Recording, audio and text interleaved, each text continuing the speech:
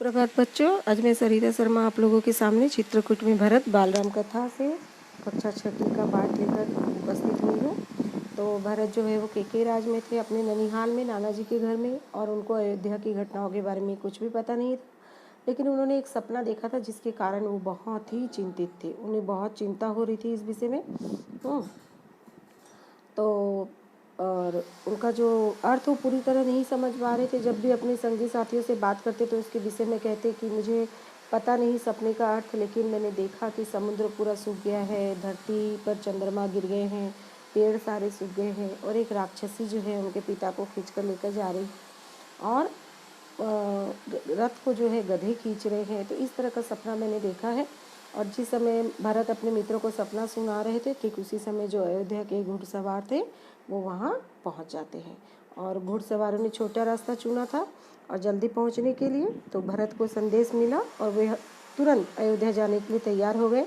वैसे भी ननिहाल में नाना जी के घर में उनका मन नहीं लग रहा था, मन कुछ उचाट हो गया था, तो वे अयोध्या पहुंचने के लिए उतावले थे। केके राज ने भरत को विदा किया, सौरथ और बहुत सारी सेना दी। उन्हें घुड़सवारों से अधिक समय लगा क्योंकि उन्होंने लंबा सा रास्ता पकड़ा और सेना और रथ खेतों से होकर नहीं जा सकते थे। तो 8 दिन बाद वो अयोध्या पहुँचे, नदी और पर्वत को लांघते हुए, थके हुए, चिंतित। तो भरत ने अयोध्या नगरी को दूर से देखा। नगर उन्हें सामान्य नहीं लगा, कुछ बदला बदला सा लगा, जैसे मन में एक आशंका हुई कि कुछ हो गया है। तो भरत ने कहा कि ये मेरी अयोध्या तो नहीं है कम से कम, क्योंकि क्या हो गया, सड़क सुनी है, बाग बगीचे उदास हैं, लोग कोई दिखाई नहीं दे रहे हैं, वो जो तुमुल नाद होता है वो कहाँ गया, पक्षी भी आवाज़ नहीं कर रहे हैं, कलरव मतलब आवाज़ नहीं कर रहे हैं, इतनी चुप्पी क्यों है। भरत के प्रश्नों का किसी ने भी उत्तर नहीं दिया। वे नगर पहुंचते ही भरत सीधे राजभवन में गए, महाराज दशरथ के प्रासाद की ओर, उनके सिंहासन की ओर, लेकिन वहाँ पर महाराज नहीं थे। फिर वे कैकेयी के महल की ओर बढ़े और माँ ने आगे बढ़कर पुत्र को गले लगाया, लेकिन भरत की आंखें जो थी वो अपने पिता को ढूंढ रही थी। तो उन्होंने माँ से पूछा, तो उन्होंने कहा, पुत्र तुम्हारे पिताजी वहाँ चले गए जहाँ से कभी कोई वापस नहीं आता और सबको एक न एक दिन वहाँ जाना होता है। तो भरत ये सुनते ही उनको दुख हुआ, वो पछाड़ खाकर गिर गए, रोने लग गए। फिर उनको उठाया उनकी माँ ने और कहा कि देखो, तुम यशस्वी कुमार हो तो तुम्हें शोक करना शोभा नहीं देता, और तुम्हारा इस प्रकार दुखी होना भी उचित नहीं है, राजगुणों के विरुद्ध है, तो तुम अपने आप को संभालो। बोले देखो क्या से क्या हो गया। भरत ये मानकर चल रहे थे कि पिता राज्याभिषेक की तैयारी में व्यस्त होंगे, और उन्होंने कोई संदेश भी नहीं दिया। फिर उन्होंने अपनी माँ से पूछा, क्या उन्होंने मेरे बारे में कोई संदेश छोड़ा है। तो अंतिम समय में तो उनकी माँ ने कहा कि नहीं, वो सिर्फ हे राम, हे सीते और हे लक्ष्मण ही कह रहे थे। तुम्हारे बारे में जब उन्होंने कुछ पूछा ही नहीं तो मैं तुम्हें क्या संदेश पहुंचाती। भरत व्याकुल थे, उसकी व्याकुलता बढ़ती जा रही थी और वो तुरंत राम के पास जाना चाहते थे। तो भरत की मन की बातों को जानकर उन कैकेयी ने कहा कि महाराज ने उन्हें वनवास दे दिया है 14 साल के लिए, और सीता और लक्ष्मण भी उनके साथ गए हैं। क्योंकि कैकेयी को पता था वो अभी सीधा राम के पास जाएंगे। तो भरत आश्चर्य हो जाते, बोलते राम को वनवास क्यों, क्या भैया से कोई गलती हो गई, उन्होंने कोई गलती कर दी, क्या कोई अपराध हुआ है उनसे, महाराज ने उन्हें दंड भी नहीं दिया। तो इसके लिए कैकेयी कहती कि महाराज ने उन्हें कोई दंड नहीं दिया ना, राम से कोई अपराध हुआ है, मैंने उनसे प्रार्थना की थी, मुझे तुम्हारे हित के लिए जो उचित लगा मैंने वही किया, क्योंकि तुम्हारा अहित मैं नहीं देख सकती थी। और पूरी वरदान की अपनी पूरी कथा अपने बेटे को सुनाती है और कहती है कि उठो बेटे, अब अयोध्या का जो निष्कंटक माने रास्ते में कोई कांटा नहीं, राज्य तुम्हारा है और अपना राज्य राजगद्दी संभालो। भरत का गुस्सा रोके नहीं रोक रहा था, जोर से चिल्ला पड़े कि तुमने ये अनर्थ किया है माँ, तुम अपराधिनी हो, तो किसने तुम्हारी बुद्धि भ्रष्ट की, और भाई से बिछड़कर, बाप से खोकर मुझे ऐसा राज्य नहीं चाहिए। और वो बोलते रहे, मंत्रीगण सभासद सभी सुनते रहे, और कहा कि इतनी साहस तुम में किस में आया, किसने तुमको उल्टा पाठ पढ़ाया, मैं राजपद नहीं ग्रहण करूँगा, तुमने ऐसा सोचा भी कैसे। और सभी सभासदों को हाथ जोड़कर कहा कि जो भी किया है मेरी माँ ने किया है, मेरी इसमें कोई भी गलती नहीं है। और मैं राम की सौगंध खाकर कहता हूँ कि मैं राम के पास जाऊँगा और उन्हें मनाकर वापस लाऊँगा, और गद्दी वही संभालेंगे, मैं उनका दास बनकर रहूँगा। भरत बहुत उत्तेजित हो गए थे, खुद पर उनका नियंत्रण नहीं रहा। बोलते बोलते उनकी सांसें उखड़ने लग गई, थक गए वो और फिर चक्कर खाकर धरती पर गिर पड़े। सुध बुध लौटी तो भरत रानी कौशल्या की ओर चल पड़े। उनसे लिपट कर बच्चों की तरह रोने लगे, उनके चरणों में गिर पड़े। और कौशल्या आहत थी पहले से। उन्होंने कहा, पुत्र, तुम्हारी मनोकामना पूर्ण हुई, तुम जैसा चाहते थे वैसा हो गया। और राम जंगल में है, तुम अयोध्या का राज संभालो। मुझे बस एक ही दुख है कि कैकेयी ने राज लेने का जो तरीका अपनाया वो अनुचित था और निर्मम था।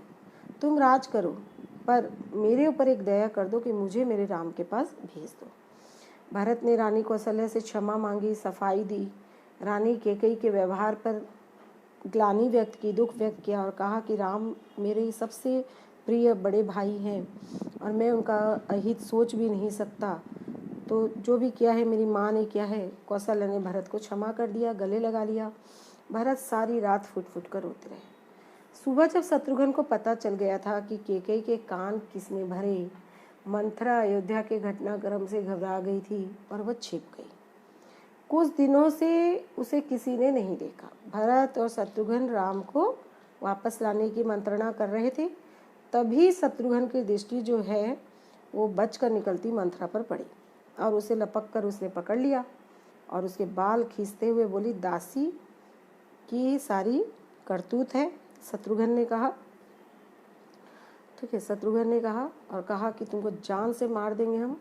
तो भरत ने बचाव किया। मुनि वशिष्ठ अयोध्या का राज सिंहासन खाली नहीं देखना चाहते थे। खाली सिंहासन जो है वो खतरों से भी, सिंहासन खाली है, कोई राजा नहीं है, सभी परिचित थे। तो उन्होंने सभा बुलाई, भरत और शत्रुघ्न को आमंत्रित किया। भरत से कहा उन्होंने कि वत्स, तुम राजकाज संभालो, पिता का तो निधन हो गया है, बड़ा भाई वनगमन चला गया है, तो उसके बाद यही उचित है।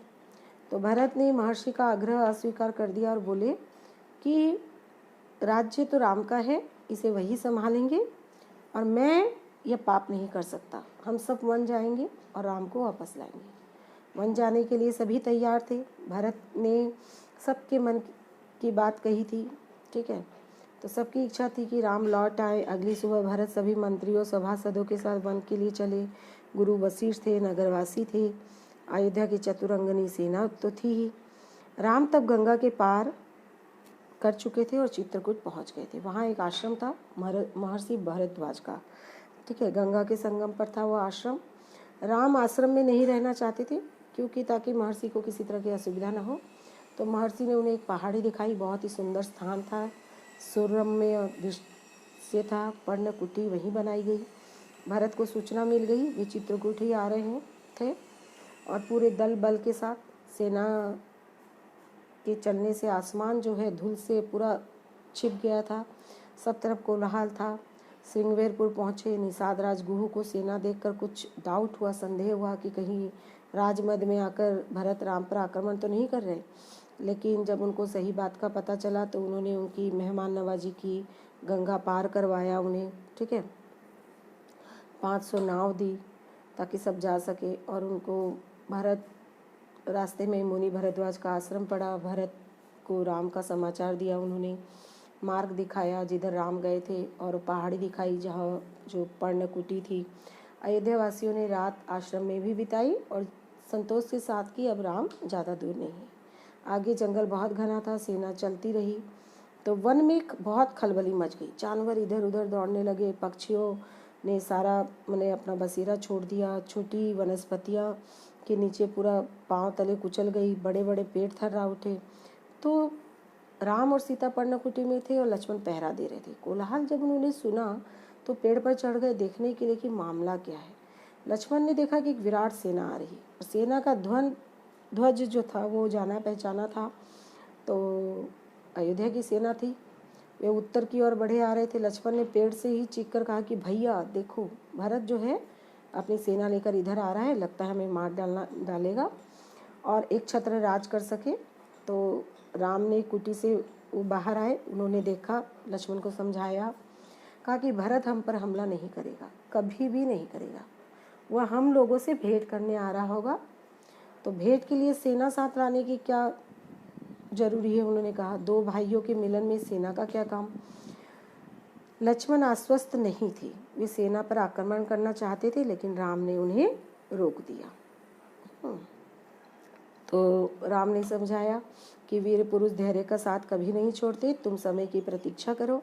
इस प्रकार का उतावलापन उचित नहीं है। भरत ने सेना पहाड़ी के नीचे रोक दी। नगरवासियों से भी वहीं ठहरने को कहा। कोलाहल अब थम गया।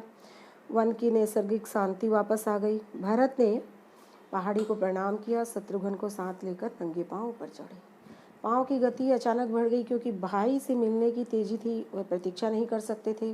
पहाड़ी पर दूर से उन्हें एक छवि दिखाई दी, जो कि राम थे। शिला पर बैठे हुए थे। पास सीता और लक्ष्मण भी थे। भरत दौड़ पड़े, राम के चरणों में गिर पड़े। उनके मुंह से एक शब्द भी नहीं निकला।